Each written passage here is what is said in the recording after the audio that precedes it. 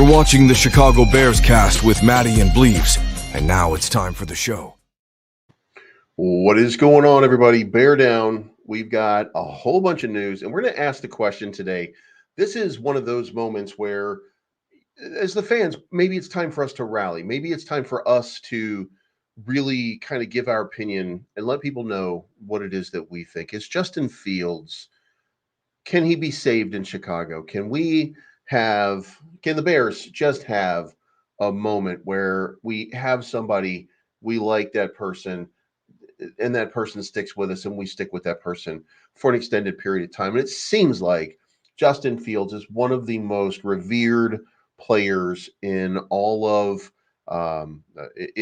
Chicago athletics right now, and it would certainly be a shame to see Justin Fields go to some other team or disappear, and we don't get the benefits, if you will, of Justin Fields being around here. So we're going to talk about that. But before we do, we're going to kick it off with the news. Now, if you like this content, please make sure that you hit the like button and subscribe to the channel. That helps me out tremendously. And if you have any questions or anything like that, it's done through Super Chat. Otherwise, we'll check it out towards the end of the show. But the number one thing, and this has been controversial, we've seen a lot of complaints from a lot of people in the last 24 hours, and that was the news that former Cardinals head coach Cliff Kingsbury, a senior offensive analyst and quarterbacks coach at USC, is expected to interview for the Chicago Bears offensive coordinator job. And it's been because he is the guy that's talking to Caleb Williams right now, that he's been coaching Caleb Williams, that this becomes a thing. And now that creates this level of questioning that we all have right now. Like, what is the ultimate plan? Are they tipping their hat? Are they telling us now that what we're seeing is real, that they are trying to in some way move on from Justin Fields? I mean, is that the message that we're getting? So that's what it looks like. So I think that people are not feeling really good about this when they see that the Chicago Bears are meeting with Cliff Kingsbury, because that is a symbol to them that they want to make sure that the way is clear and the path is true to get to Caleb Williams. So that's what it looks like right now. Also, the Bears are interviewing Zach Robinson, the passing coordinator, which could be a pretty big deal as well. So perhaps we get and this guy, by the way, has been this was one of the guys that helped out with quite a few over the last little while, and I forgot a piece here, so my apologies. But this guy had a hand in Jared Goff. This guy had a hand in some of the more important guys that had been with Los Angeles for a while, and currently with Matthew Stafford. So would be interesting to see how that plays out. So and we'll see what that looks like going forward. But we also have this: the former quarterback with ties to Caleb Williams warns the Bears to stay away. Now, this is something that's interesting that we're seeing right now, and it's coming from Brock Huard. And to be fair, like, Brock Huard is one of those guys that just in my mind, like, I remember him. I want to say like Oklahoma, something like that. But he said that it comes down to believing he would never embrace the type of football Chicago wants to play. One of tough, hard-nosed bully ball, as Huard calls it. Better to stick with Justin Fields, who is already bought in. Huard admitted he doesn't have a precise gauge of how the U.S. star thinks. He bases this on how the kid has played his entire college career. Everything has been built around him throwing the football. The Bears should be asking him to make sacrifices in order to make their offense work. Presuming they keep their Shanahan-McVay system in place with a new offensive coordinator, quarterbacks tend to throw the ball 25 to 30 times per game. Williams averaged around 35 to 40 in his college career. Do we want to see the Bears start to air it out, and do we sacrifice the running game, would basically be the question. And that's been a testament of the Chicago Bears and the hard-nosed sort of environment that the Chicago Bears have used for very long time.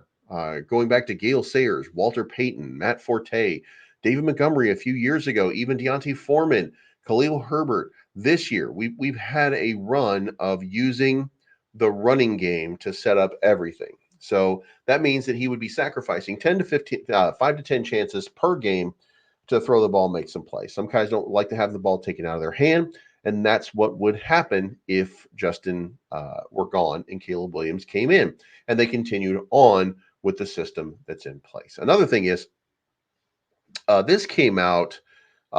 Basically, what they're saying is the same thing that we just said. Cliff Kingsbury, if Caleb Williams, if this is the move, and if we hire Cliff Kingsbury, then it's all but definite that Caleb Williams is coming to Chicago. So be watching out for that, and hopefully we'll see something different. But Justin Fields expected to have company. One former NFL executive sees no fifth-year option for the Chicago Bears quarterback, but he definitely will not be the only 2021 first-round quarterback to meet this fate. And what he's basically saying here is that he doesn't think that the fifth-year option is going to be picked up. The only person that's going to get their fifth-year option picked up is going to be Trevor Lawrence, according to the logic that he's using here, saying that the Bears are going to end up moving on from Justin Fields. So Trey Lance, Zach Wilson, Justin Fields, and Mac Jones, none of them are going to get that fifth-year option. So we'll see whether they do or not. But interesting times abound. And Dave Wannstedt has come up with the big hit, by the way, absolutely bodying Cliff Kingsbury. Said that it would be the worst mistake the Bears could make. The Bears, if Cliff's, I like Cliff, he's a good guy, but that would be the worst mistake Eberflus could make. Now, if they're going to hire him as a quarterback coach, that might be good if they draft Caleb Williams. That all makes sense. Wannstedt has a relationship with Kingsbury. The former Bears head coach was a college football analyst while Kingsbury was coaching at Texas Tech. He likes Kingsbury, but does not entirely on board with him being the offensive coordinator. We had some great conversations. I like Cliff. He's got a great offensive mind. He checks all the boxes. He spent one season with the Trojans and Caleb Williams. Before that, he was the head coach of the Arizona Cardinals for 4 seasons. During that time, he helped Kyler Murray win the Offensive Rookie of the Year award and make it to 3 Pro Bowls. Kingsbury is also known for developing Patrick Mahomes when Kingsbury was the head coach at Texas Tech and helped Johnny Manziel win the Heisman Award in 2012. The Bears have largely looked at coaches from Shanahan or McVay coaching trees. Kingsbury is a departure from that. So he is closely associated with the Mike Leach air raid offense. That offense is known as a pass-first scheme that spreads the field out wide and works up-tempo. Shanahan and McVay schemes are more known for their strong run games, which is more in line, by the way, with what the Chicago Bears would want to do, is continue to run the ball. It's the NFC North. You're going to have to be, and it's going to be cold. You know, you don't get to air out the ball. We don't have a dome stadium. There's no possible way that this plays out very well. So, we'll see what they end up doing, but let's move on now to free agency and check out what is going on in the free agency market.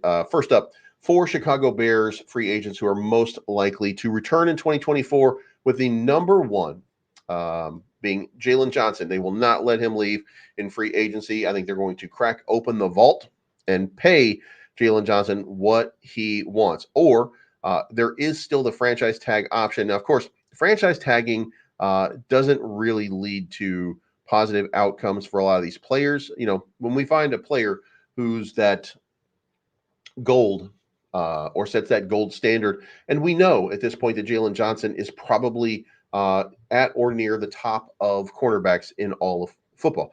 And if that's the case, then, pull up the Brinks truck, like they even have those anymore. But pull up the Brinks truck and, get this guy signed. But if that's, if you end up franchise tagging him, then he's going to be upset with that. And that probably means you lose him long term. Next up, Chicago Bears could re-sign Equanimous St. Brown. Now, I don't really like this as a move. However, he's not a 1, 2, or a 3. Like, this is your guy coming off the bench in case of emergency, if you will. You break the glass on this guy, or you spell for a play or two to give somebody a breather. So, it might make sense because you can probably pick him up for under $1 million, or maybe 1.2, 1.3 million. Also, Justin Jones. This one, 2 defensive tackles, which were Gervon Dexter and Zach Pickens, Gervon Dexter has come along very nicely and had a very nice run so far. So I would say that for that purpose, I'm gonna say let him walk, but they want to bring him in as a capable backup. But look, I would feel a little more comfortable with somebody like Akeem Hicks maybe coming back in free agency or something like that. Give me another defensive tackle who can create pressure, so that if we are fortunate enough to have a complementary piece to Montez Sweat, and we get a Latu, or we get a Jared Verse, or we get somebody, an edge rusher, a Dallas Turner type, that can collapse that pocket very rapidly and push up into the tackle position, that we've got capable players who can wrap up the quarterback and make those plays. Currently, we've made it far too easy for, even if we do get that pass rush and we do collapse that pocket with the defensive ends, then the tackles have not been making the plays, and the quarterbacks have been incredibly elusive and have been making some of those plays. And we'd like to shore that up just a little bit. Now, the fortunate part is between TJ and Tremaine Edwards, we've had a good linebacker core that's been able to corral and wrap up those loose quarterbacks. However, it's that defensive line making those kind of plays that make all the difference. That make all the difference when you're trying to make something happen here. So, we'll see what happens. Now, the other thing, by the way, is the three biggest free agent decisions for the Bears GMs and coaches in the offseason is going to be, of course, Jalen Johnson, wide receiver. Now, listen, here's the other piece right now.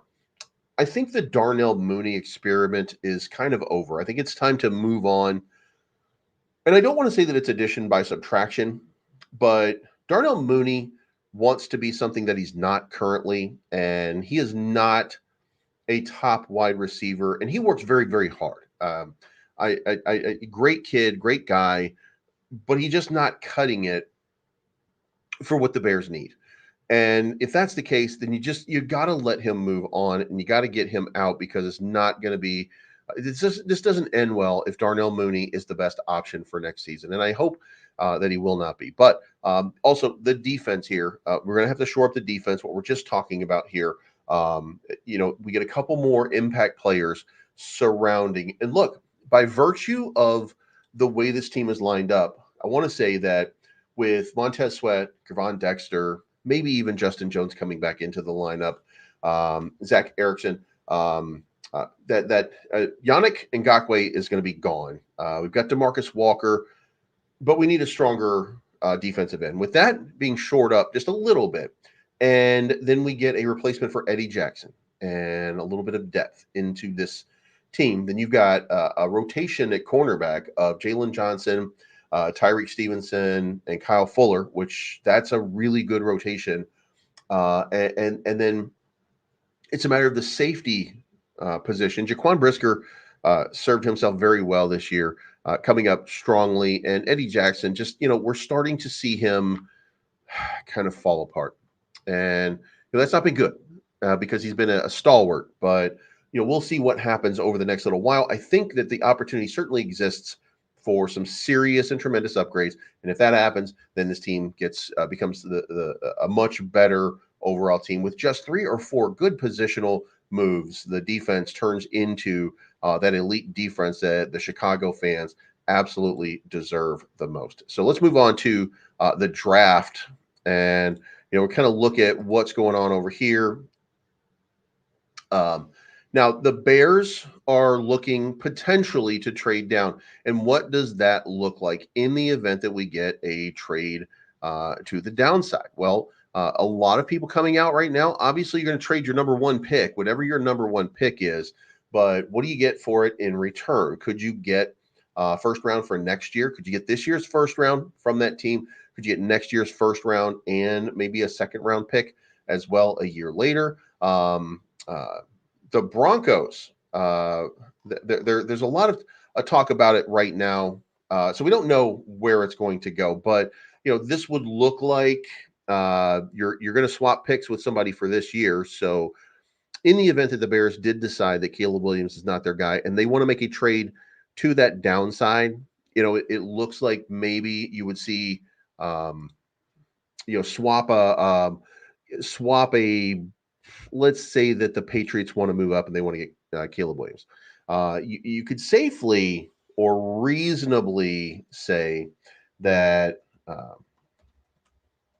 Look at the draft order here as we got it right now. So, Washington Commanders definitely taking a quarterback, most likely Drake May in that position if Caleb Williams is not available. Then you have the New England Patriots. One of the Arizona Cardinals looking for a receiver. So you can't go down below that, by the way, if you want Marvin Harrison Jr. We should note that.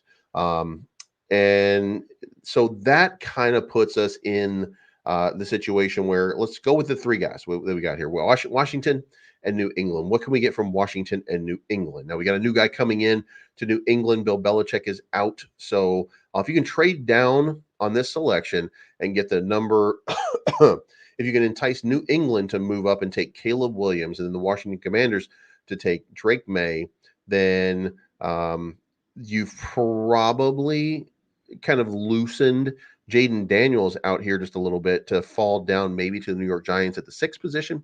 But if you can make that move, what are you going to get for it? So you get their number 1 pick, the number 3. You pick up Marvin Harrison Jr., and then you get the number 1 pick for next year. And look, the Patriots are not going to be way better next year, or they shouldn't be. They wouldn't have any reason to be way better. So you're still going to get a top 10 pick along with whatever you do. So you've got some draft capital going into next year. And then what can you get in the second round? You might be able to get a second round pick squeezed in there, and you might be able to make a trade for an edge rusher from the New England Patriots, or maybe a nice safety, something like that. So there's some opportunity that you could get here. I don't know what you guys think, but I'm looking at this as just an opportunity to expand on draft capital and improve this team and get some depth, some needed depth. So, but now that leads us into and guys, this bothers me quite a bit. I don't think that there should be a question in my mind. There should not be a question that Justin Fields is the guy for Chicago, but that does create some controversy. And over 13 games in this past year, Justin Fields threw for 2,562 yards, 16 touchdowns, 9 interceptions, had a QBR of 46. Now, here's the part that I think we're going to have to find a way as a group to sort of break down how much of this matters. He also had about 600 rushing yards.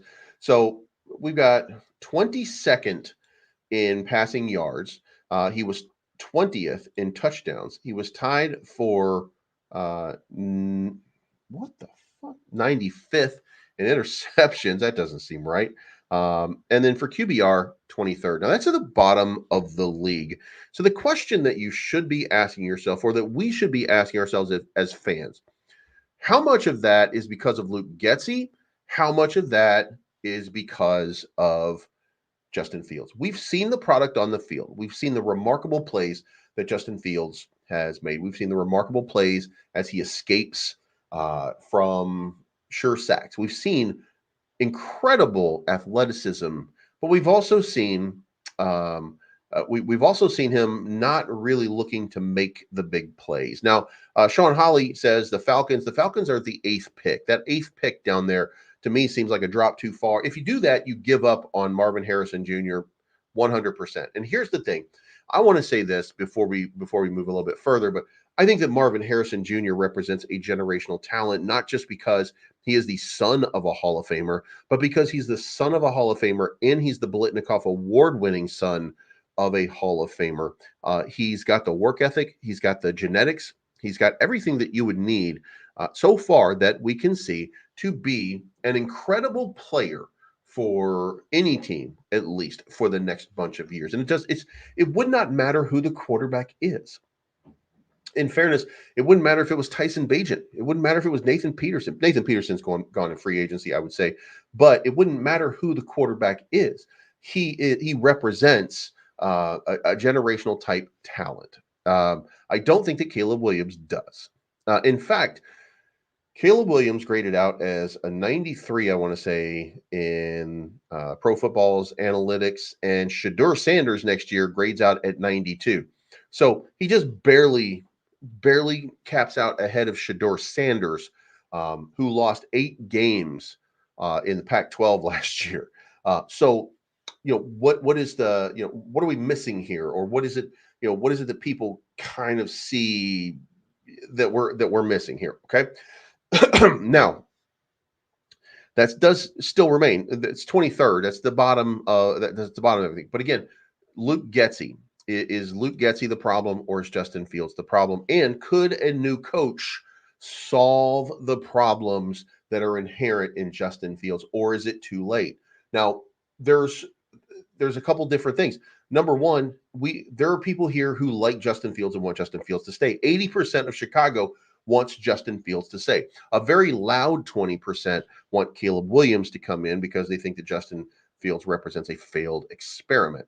Then there's other people who say, even though I want Caleb Williams to come in and I want to create a new system here, something like that, because it's not fair to give Justin Fields a third offensive coordinator in 4 years. Matt Eberflus has already gone on record saying that's not a problem. That's really not a problem, because Justin Fields is very sharp, very intelligent, and he picks up on these things very, very quickly. And listen, here's what I do want to point out. He was better than C.J. Stroud at Ohio State. C.J. Stroud is having a wonderful time right now in the league, but Justin Fields was a better option for Ohio State, not just by age, but by ability. He was a better player at Ohio State. So he was going downfield. He was passing the ball. He was brilliant on the field in the right system. So the question is, how did we screw that system up? And was it Justin Fields just becoming less? Or was it that we underserved him as a coaching staff? And I want to say that we underserved him as a coaching staff. So if that's the case, then what do you do? How much better can he be? And I want to say that it is my opinion that Justin Fields has the potential, not just MVP caliber ability, but the ability to at least be a top 10 quarterback. And look, guys, all you need in Chicago is a top 10 quarterback, and this team is a Super Bowl contender. Now, I say that knowing that the team is incomplete, knowing that we need a wide receiver, knowing that we need to shore up the offensive line a little bit. We've obviously got to have a center who can transition the ball to Justin Fields. And by the way, we can still, there are a lot of people out here, you may not even believe this because it seems wild when you hear it, but there are people out here who would tell you, hey, you know what? Justin Fields got to go because this guy's not getting it done. And also, the center can't seem to get the ball to Justin Fields. But Justin Fields is the problem. The center can't get the ball to Justin Fields, and the offensive line is not giving him enough time to throw. And then the receivers, like Darnell Mooney's not a good number 2 guy. Like you're breaking down why Justin Fields can't do it, but everybody else has been the reason why. So if you start off with the center not making good transitions, and you don't have the trust of your center, you're losing the trust of your offensive line. Let's take Darnell Wright. Excuse me. Let's take Darnell Wright out of the mix, and let's take Tevin Jenkins out of the mix, and let's just deal with Nate Davis. Let's just deal with Lucas Patrick or Dan Feeney, Cody Whitehair in the rare instance that he made it. Those guys have not been very good. And then let's take the most important part is that tackle position. Now, in that tackle position, the left tackle, we've had Larry Borum, who's probably one of the worst defenders in the league at this point. I don't know what happened to him, but he's one of the worst defenders in the league at this point. And he's not blocking anybody. And then Braxton Jones, who was injured, came back in, was serviceable, not great, but serviceable, and steadily improving as we went. But in the event that we could shore up just the center position and perhaps that guard position, we become a much better team overall. The pocket doesn't collapse. We have opportunities that we didn't previously have. We can pick up a blitz a little bit better than what we've been doing. And to be fair here,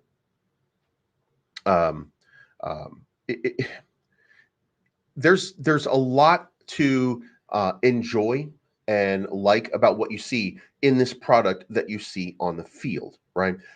You can imagine that what is Justin Fields good at? Well, when we gave a scripted play we had QBR rating as good as or around as good as any of the top 10 quarterbacks in the league through 3 quarters. Doesn't fall apart until you get into the fourth quarter. And I would venture to say that that's not Justin Fields. Justin Fields doesn't call plays, and Justin Fields is not allowed to audible out of plays. Let me say that one more time for the people who can't grasp that.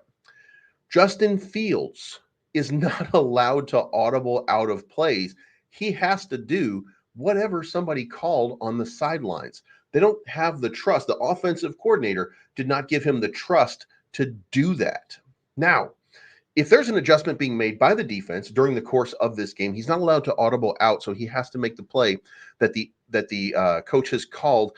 And the coach is calling plays, guys. In the last game of the season against the Green Bay Packers, he was 11 of 16. I want to put this. Let me put this up on the screen because he was 11 of 16. But his first 6 passes were all completions in the first quarter. In the last 3 quarters, he threw the ball 10 times. So let's just get that as an indictment here of what was going wrong in this offense. When you play to win, you tend to win games. When you're looking to put your foot down on the gas pedal and you're looking to win games, then you don't do this stupid play calling. You don't call run after run after run after run. When you have a guy who can make the throws, you make the throws. Now, if he doesn't have the receivers, I can understand why you, as a coach, would not want to create that risk, but you're already losing games anyway. So here's what happened. First down run, second down run, third down, scramble for your life, and then punt. That's what was happening. And that happens in the fourth quarter because, and I do blame Matt Eberflus for this, by the way. I'm not a fan or a maxi of Matt Eberflus in this context, but Matt Eberflus did him no justice by not saying, hey guys, let's air this ball out in the fourth quarter. Let's give this team a chance to win. No, what he did is he agreed with Luke Getsy that they should be a run team, a run first team. And I am a run first guy, by the way. I do want to stress that. But when I say run first, what I mean is I think that you should 55 to 60% of the time run on first down. Situationally, when you have second and short, then you should still be running the ball at least 50% of the time. But you should also be able to run it enough and be effective enough that when you use play action on that second down situation, you sometimes get bombs available to you. We didn't do that. And I should point out, the very last play that Luke Getsy called was a 3rd and 22. And what did he do? He called a screen to DJ Moore on 3rd and 22, last play that he ever called. So, guys, when you look at Justin Fields, I think he has been a product of just an absolutely horrid play calling scheme. That's not a defense of him because there are still stats here that we have to address. And if you look at his stats for last year, you see there's an improvement. Every year, you've seen an improvement in passing yards all the way up. You've seen it in the number of attempts, but still not a lot. And then you see the completion percentage continues to go up. Rushing yards, that was down a little bit, but passing touchdowns, decent enough. Points per game in fantasy, not great. But now, when you start to look at some of the deeper statistics, by the way, then you're going to find some interesting things here. All right. I want to break this down, not by this, but I want to look at this by whoops, now I'm going to miss it here. Game period. Okay, so in the first quarter, Justin Fields has, and let me pull this up on the screen here for you guys to kind of look at. I know it's a little hard to read there, but let's kind of zoom in here, and you can see we have the we have passer ratings here by quarter. Okay, in the first quarter of the game with a scripted play, he has a passer rating of 112. In the second quarter, 91.4. Now, remember, again, this is a scripted team that actually does a very good job of scripting plays. Luke Getsy, to his credit, could script some really good plays. Okay. Now, that being said, what they tried to do is they played the second half not to lose. In my mind, and I come from a college football background, in my mind, at the end of the second quarter, you want to hold that ball at the end and you want to score and you want to defer in the first so that you get the ball in the second. That is a 14-point swing for any team that does it right. You close out the second half with a touchdown. You don't give the team enough time for them to make another score, and then you get the ball in the third quarter and you put your foot on the gas and you start to wear these sumbitches out. Okay, now if that's the case, then you get a nice big lead, an insurmountable lead. And then if you want to run the ball the rest of the game, coast all you want. There are too many times that we came out in the third quarter, and you can see here by the declining quarterback rating that we came out too many times and we just didn't put our foot on the gas. Here's what we look like over here. First quarter, completion percentage for Justin Fields. 64 of 86, 74% completion, 833 yards. You get to the second quarter, 65 of 105, 61.9% for 691 yards. 7 touchdowns, by the way. No first quarter, only 2 touchdowns in the first quarter. So there's a struggle there. The second quarter, it seems to be a little bit better, but here's where it gets interesting. In the third quarter, 4 touchdowns, no interceptions, but 51 of 87. Now it's under 60%.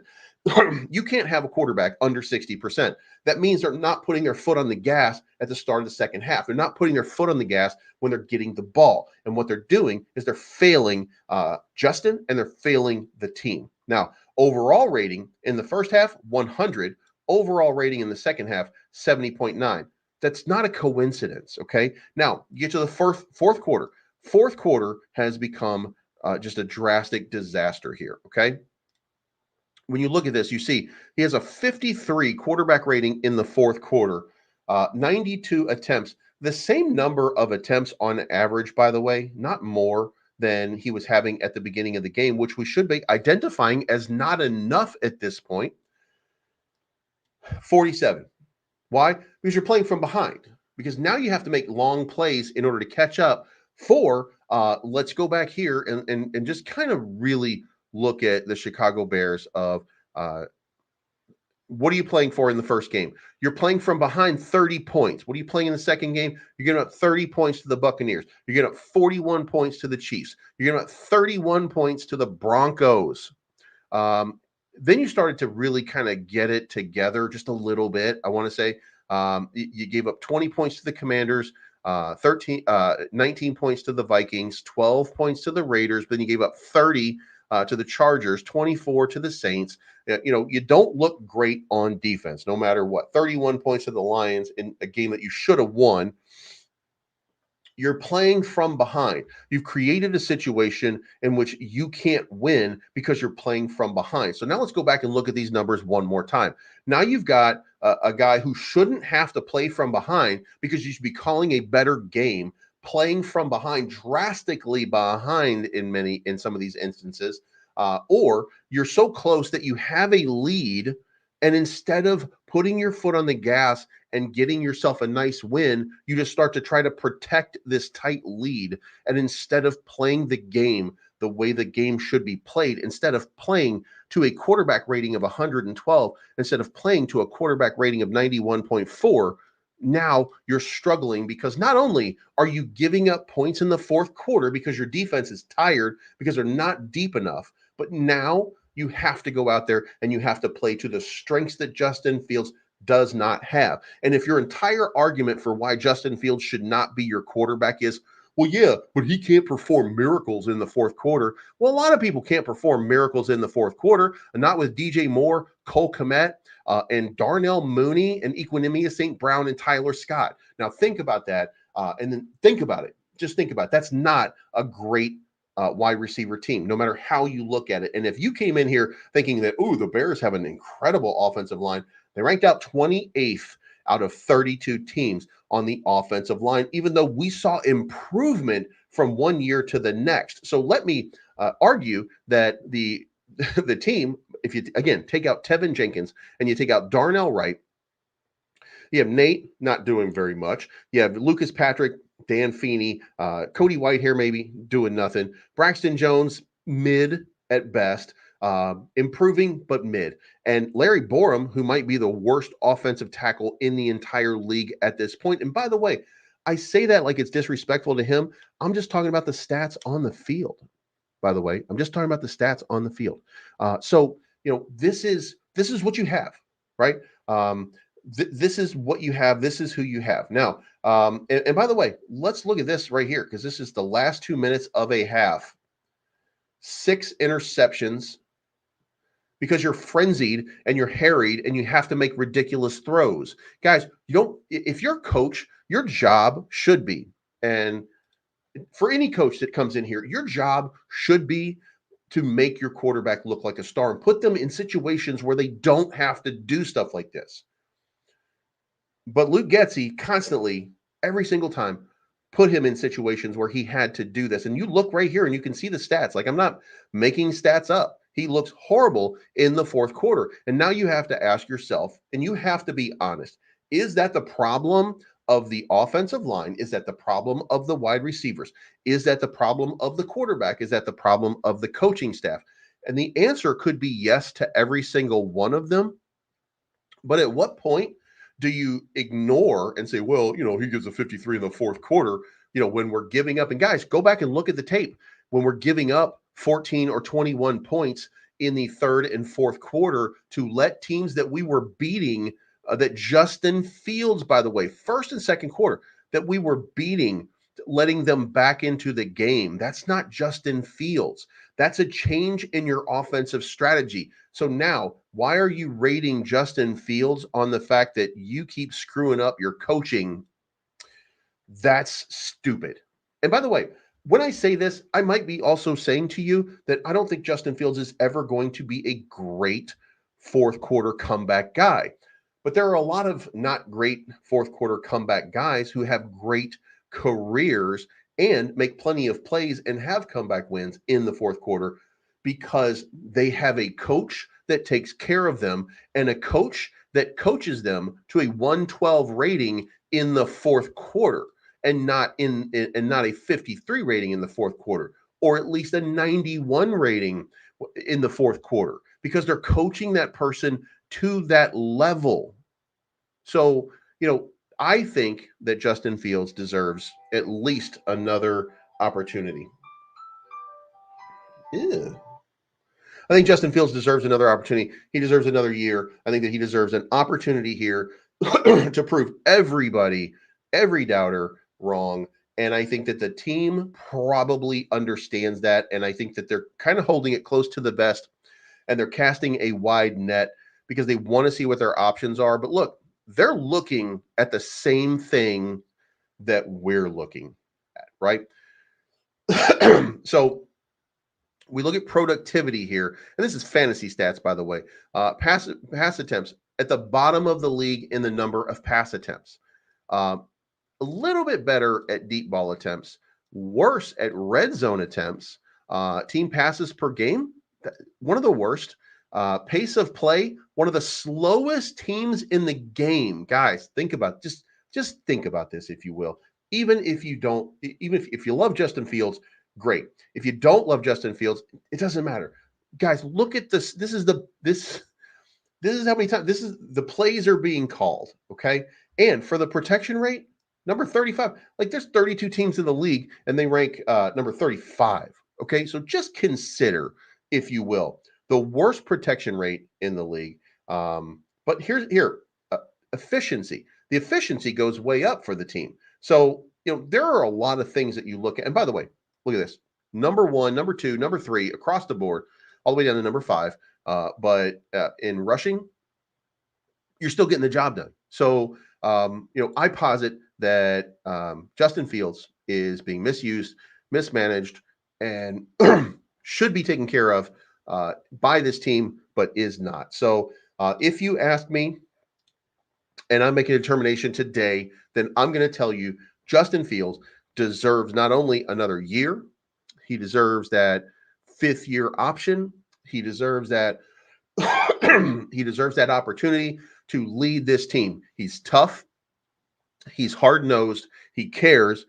He likes to win, by the way. And he's been miscoached all of this time. And look, it's fair for you to say, well, he should move on somewhere else where another team would have success and stuff like that.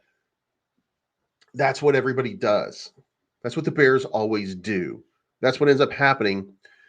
And we end up where we are. So why not change the cycle? Why not go with what one of the things that by the way, we were told was the Bears would be looking for consistency.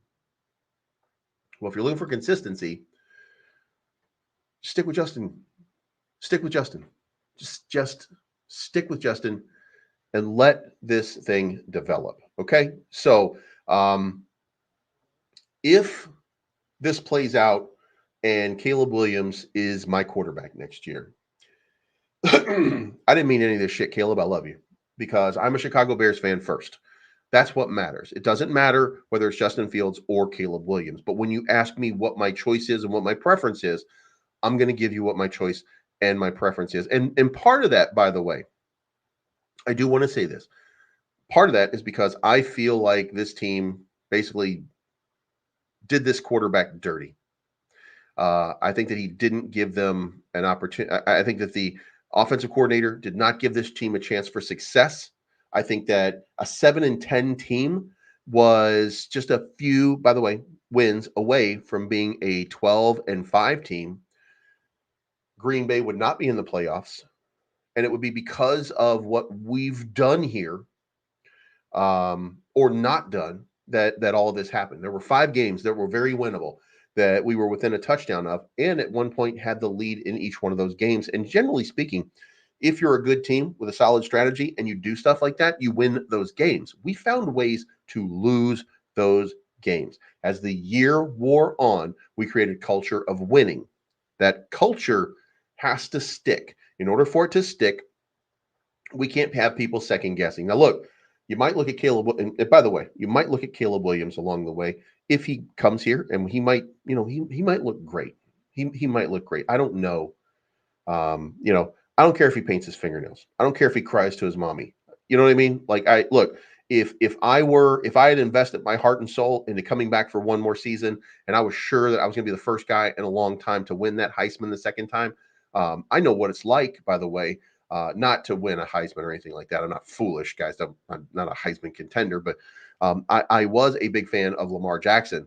Lamar Jackson came back better the second year than when he actually won the Heisman, and didn't even get a sniff. Like, they're not even looking at Lamar Jackson, even though he was a much better player. So Caleb Williams came back.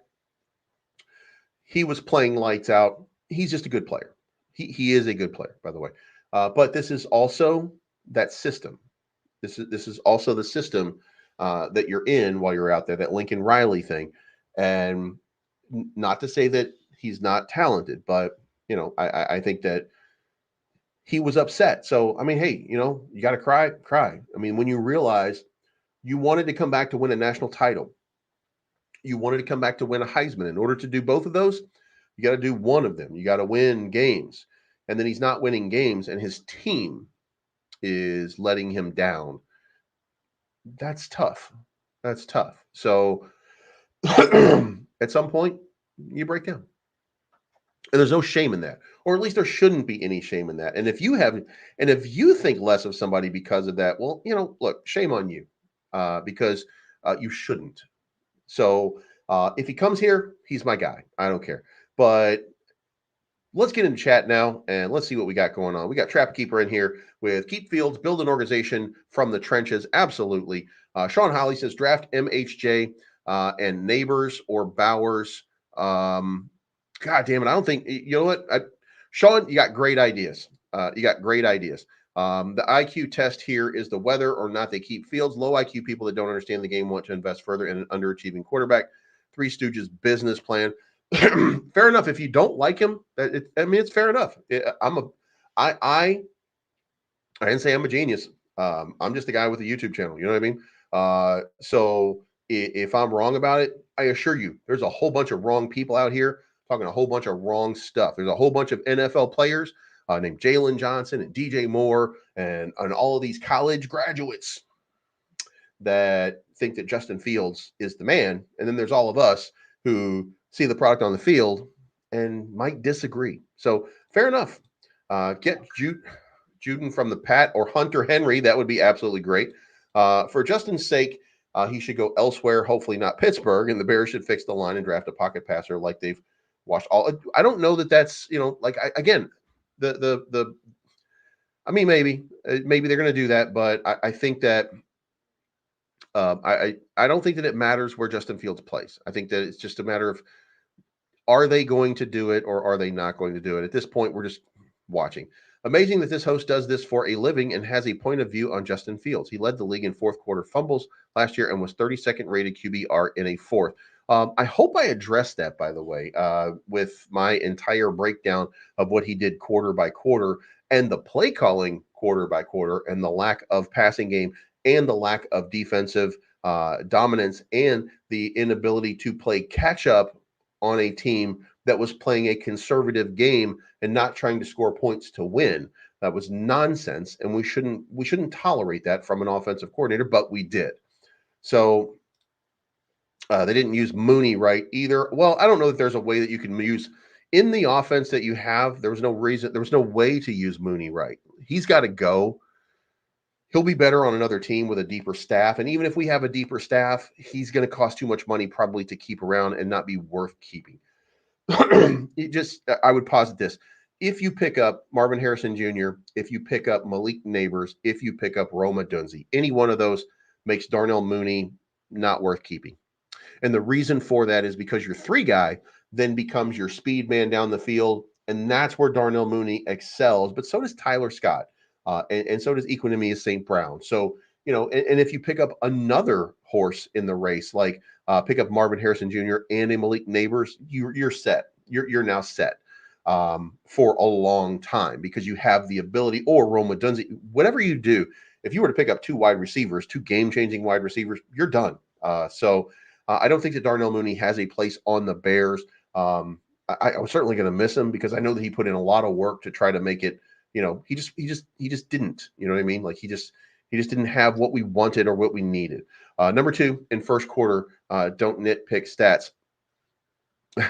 Yeah. Now he's just lying. He does make audible. Oh my God. Okay. Getty was awful and not innovative at all. Bears lead the universe in negative yardage on first downs. I don't think that they do. Actually, I think that they did. I think that they.